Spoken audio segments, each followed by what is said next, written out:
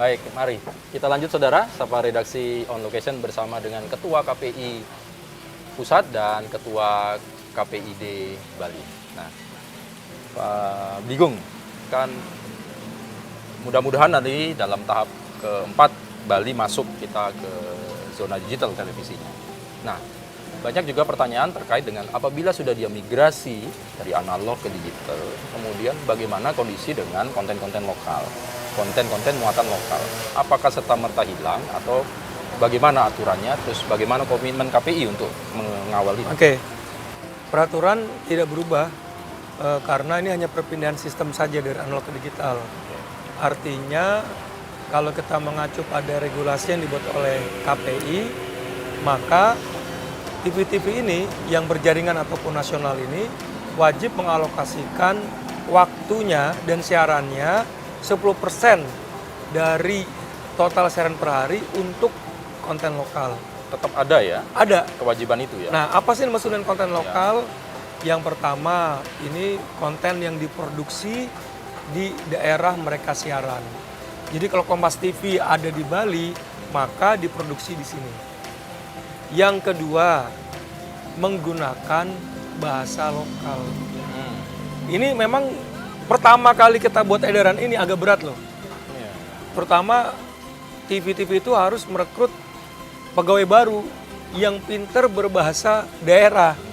Nah ini, cuman kan efeknya kenapa? Saya bilang positif. Yang pertama, merekrut tenaga kerja baru. Yang kedua, bahasa daerah itu menjadi lestari karena ada penuturnya. Banyak loh bahasa di dunia ini ribuan cuma hilang karena nggak ada yang menuturkan, Pak. Nah, KPI punya komitmen agar bahasa-bahasa di daerah ini kan kasanah kebudayaan kita, harus tetap eksis. Caranya apa? Disiarkan agar ada yang menuturkannya. Nah, itu. Jadi diproduksi di lokal menggunakan bahasa lokal. Durasinya 10%. Kalau 20 jam siaran, 2 jam. 2 jam. Dan sebisa mungkin jangan di jam-jam hantu. Jam-jam itu apa? Ditayangkan di jam 1 pagi, jam 2 pagi, jam 3 pagi. Jam tidak produktif.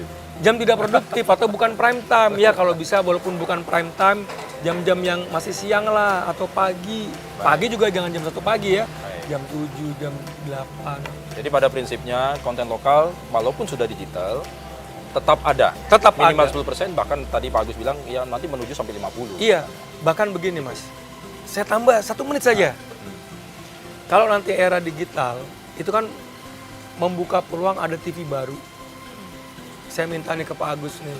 Kalau ada misalnya ada pemohon baru, Pak saya mau buat TV, langsung Pak Agus buat syarat konten lokal wajib 50%. Kalau enggak, jangan kasih rekomendasi ke Kominfo. Nah, Kominfo sudah kontak, oke Pak, siap kita ikuti apa yang diminta KPI. Kira-kira gitu. Nah, saya beralih ke Pak Agus. Pak Agus, bagaimana kalau kita melihat, kan sekarang tadi sudah 2 sistem kita mainnya di Bali Pak. Ada yang analog masih jalan, dan yang digital sudah berjalan. Kalau kita melihat digital kan ini cerminan sebetulnya. Bagaimana kesiapan dari mereka terlebih pada saat konten lokal.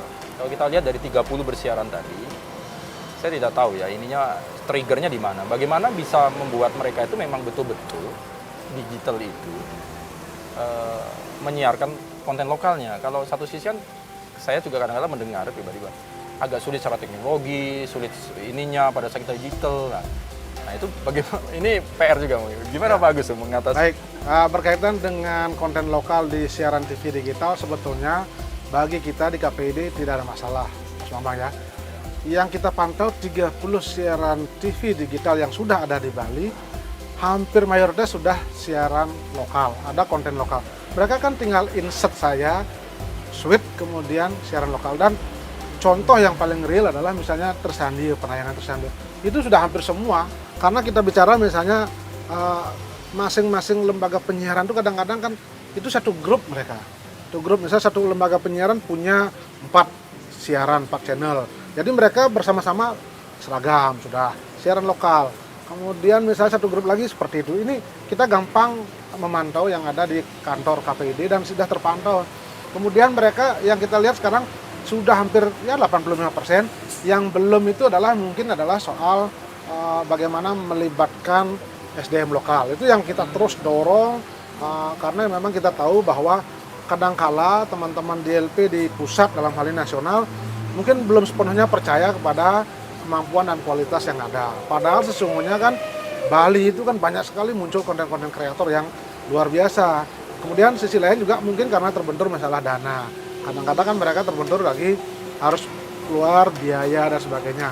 Padahal kita sudah bicara, ketika misalnya nanti suatu saat teman-teman lembaga penyiaran ini bekerja sama dengan konten-konten kreator, saya pikir tidak masalah, mereka akan punya ruang untuk berkreasi. Banyak sekali ada konten-konten kreator yang memang bisa berkreasi, di TV dan mereka ada kebanggaan. Walaupun misalnya kadang-kala mereka dari sisi biaya produksi dan sebagainya, tidak hanya itu dulu yang dibicarakan, tapi bagaimana bicara soal kearifan lokal ini. Nah, contoh kearifan lokal ini, saya selalu menekankan kepada teman-teman LP ketika kita ke Jakarta atau komunikasi, hati-hati loh, jangan sampai nanti menyinggung persoalan menyangkut SARA. Ini penting, karena maaf, misalnya di Bali mayoritas agama Hindu. Kalau Anda salah menampilkan kearifan lokal, membuat sentuhan yang berkaitan dengan SARA, risikonya tinggi. Sehingga kalau bisa adalah carilah orang yang lokal itu. Dan itu sudah jalan, tinggal kita terus dorong dan konsisten. Jadi contoh yang terbaru kemarin ini, ada satu grup televisi yang sekarang sudah memberikan porsi berbahasa Bali. Pak, tolong carikan PH lokal, kalau bisa berbahasa Bali, Pak. Nah, akhirnya kita libatkan guru bahasa Bali, kemudian dia menerjemahkan bahasa Bali, dan ternyata kan syukur waktu kemarin kan anugerah penyiaran malah dapat penghargaan juara dia. Makanya begitu dia dapat juara langsung dia berpikir, loh Pak, kalau begini kami akan lanjutkan ini. Nah, ternyata konten ini luar biasa, Pak. Bahkan kita jelaskan kan, ini jurinya juga orang-orang hebat ini, independen. Begitu lihat dewan juri, loh ternyata memang tidak main-main. Dan mereka akhirnya sekarang mencoba untuk ke depan melakukan hal yang sama. Luar biasa. Nah, terkait dengan konten lokal supaya bisa mendorong lembaga-lembaga penyiaran lokal yang punya kewajiban untuk memproduksi lokal, menayangkan lokal. Nah, salah satunya kalau tidak salah KPID dalam hal ini memberikan semacam penghargaan ya kepada mereka. Nanti kita akan bahas tentang itu, termasuk juga terkait dengan penghargaan dari KPI yang pusat ini, Diego ya. Siap. Baik, kita lanjutkan. Baik, saudara-saudara, kita lanjutkan lagi untuk di segmen terakhir bersama dengan KPI dan KPID Bali. Jangan kemana-mana.